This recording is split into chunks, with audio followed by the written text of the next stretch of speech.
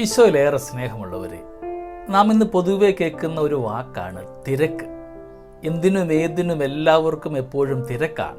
ഒരു ഓട്ടപ്പാച്ചിലാണ് എല്ലാവരും. ഒരുപാട് തിരക്കുകൾക്കിടയിലും സമയം കണ്ടെത്തി നമ്മെ തിരക്കി വരുന്നവരാണ് സ്നേഹത്തിന് വില കൽപ്പിക്കുന്നവർ. ഈ സ്നേഹവും സമയവും തമ്മിൽ പരസ്പര പൂരകമാണ്. സ്നേഹിക്കുന്ന വ്യക്തിക്ക് വേണ്ടിയിട്ട് സമയം കണ്ടെത്തുവാനായിട്ട് എല്ലാവർക്കും മനസ്സുണ്ട്. നമുക്ക് വേണ്ടി സമയം കണ്ടെത്തുന്നവർ നമ്മെ സ്നേഹിക്കുന്നവരുമൊക്കെയാണ്. നാം ഇന്നായിരിക്കുന്ന ഈ ആധുനിക യുഗത്തിൽ എല്ലാവരും തിരക്കിലാണ്. നമ്മളൊരു ഓഫീസിലേക്ക് ചെന്നാൽ അവിടെ യാതൊരു തിരക്കും ഉണ്ടാവാൻ പാടില്ല. ഒട്ടും ക്യൂ ഇല്ലാതെ നമ്മുടെ കാര്യങ്ങൾ സാധ്യമാകണം. നമ്മൊന്ന് പുറത്തേക്ക് റോഡിലേക്ക് ഇറങ്ങിയാൽ ഒട്ടും ട്രാഫിക് ഉണ്ടാവില്ല, നിരത്തിൽ ഒരുപാട് തിരക്കുകൾ ഉണ്ടാവില്ല, എല്ലായിടത്തും പച്ച ലൈറ്റ് കത്തിക്കിടക്കണം. നമ്മൊന്ന് ദൈവാലയത്തിലേക്ക് പോയാൽ വിശുദ്ധ കുർബാന പെട്ടെന്ന് തീരണം, ഒട്ടും സമയമെടുക്കാതെ എനിക്ക് അടുത്ത കർമ്മത്തിലേക്ക് പോകണം.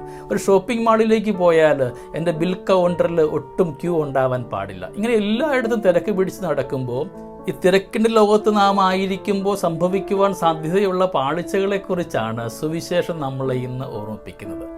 വിശുദ്ധ ലൂക്കാ അറിയിച്ച സുവിശേഷം 10-ാം അധ്യായം 38 മുതൽ 42 വരെയുള്ള തിരുവചന ഭാഗം. മർത്തായും മറിയവും. മർത്ത ഒരുപാട് കാര്യങ്ങളിൽ വ്യഗ്രചിത്തയായിരുന്നു. അതിന് അർത്ഥം അവൾക്ക് ഈശോയോട് സ്നേഹമുണ്ടായിരുന്നില്ല എന്നല്ല.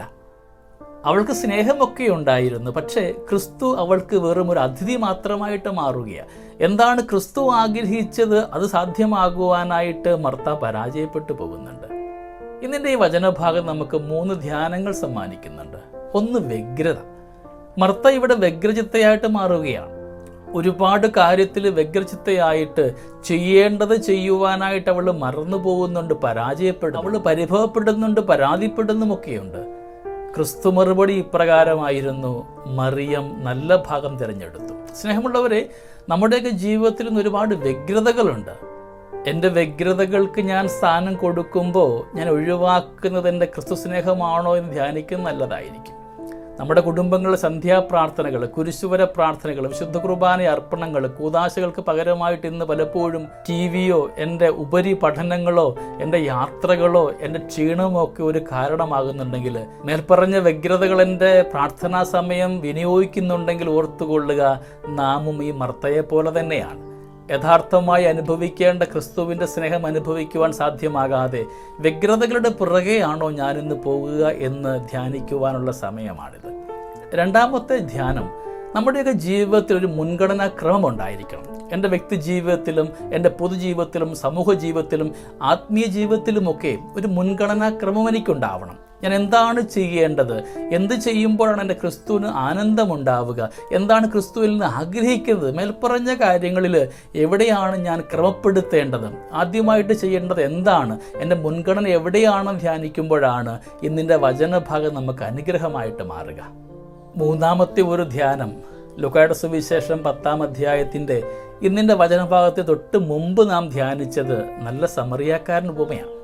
നല്ല സമറിയാക്കാരൻ്റെ ഉപമയിൽ ആദ്യം പോയ 2 വ്യക്തികളും ആത്മീയ കാര്യത്തിന് വേണ്ടി പോകുന്നുവെന്ന വ്യാജേന പരസ്നേഹം ഒഴിവാക്കുന്നുണ്ട്. നമ്മുടെയൊക്കെ സാധാരണ ജീവിതത്തിലും ഒരുപാട് ആത്മീയരാണെന്ന് കാണിച്ചുകൊണ്ട് ഓവർ സ്പിരിച്വാലിറ്റി നാമൊക്കെ ആയിരുന്നു കൊണ്ട് എവിടെങ്കിലുമൊക്കെ പരസ്നേഹം മറക്കുന്നുണ്ടെങ്കിൽ ഇന്ന് തിരികെ വരണമെന്ന് ക്രിസ്തു ഇന്ന് ആഗ്രഹിക്കുകയാണ്.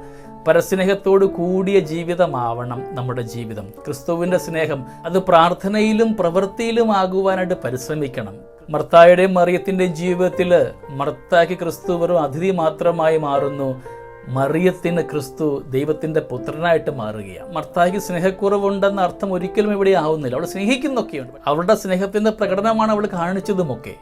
പക്ഷേ യഥാർത്ഥമായി സ്വീകരിക്കേണ്ടത് എന്താണെന്ന് തിരിച്ചറിയാതെ പ്രവൃത്തിയിൽ മാത്രം പോയത് കൊണ്ടാണ് മർത്ത ഇവിടെ പരാജിതയായിട്ട് മാറുക. സ്നേഹമുള്ളവരെ, നമ്മുടെയൊക്കെ അനുദിന ജീവിതത്തിലും ഈ മർത്ത സിൻഡ്രം ഉണ്ടാകാൻ സാധ്യതയൊക്കെയുണ്ട്. ബൈബിൾ പണ്ഡിതർ പറയുന്ന വാക്കാണ് മർത്ത സിൻഡ്രം.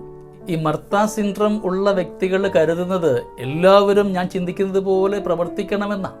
അതുകൊണ്ടാണ് മർത്ത പരാതിപ്പെടുക. ഗുരു, നീ കാണുന്നില്ല എൻ്റെ സഹോദരി എന്നെ സഹായിക്കുവാനായിട്ട് കടന്നു വരാത്തത്. എല്ലാം എൻ്റെ ഇഷ്ടങ്ങൾക്കൊപ്പം പോകണമെന്ന് ആഗ്രഹിക്കുന്നുണ്ടെങ്കിൽ പ്രിയമുള്ളവരെ, നമുക്ക് തിരികെ വരാം. ക്രിസ്തു ആഗ്രഹിക്കുന്നത് പോലെ ക്രിസ്തുവിൻ്റെ ഇഷ്ടങ്ങൾ മാത്രം സാധ്യമാക്കുന്നവരാകുവാൻ നമ്മുടെ ജീവിതങ്ങളെ നമുക്ക് ക്രമപ്പെടുത്താം. ദൈവം നമ്മളെല്ലാവരെയും സമൃദ്ധമായി അനുഗ്രഹിക്കട്ടെ. നമ്മുടെ കർത്താവ് യേശു മിശിഹായുടെ കൃപയും പിതാവായ ദൈവത്തിൻ്റെ സ്നേഹവും പരിശുദ്ധാത്മാവിൻ്റെ സഹവാസവും നമ്മുടെ കൂടെ എന്നും ഉണ്ടായിരിക്കട്ടെ, ഇപ്പോഴും എപ്പോഴും എന്നേക്കും. ആമേൻ.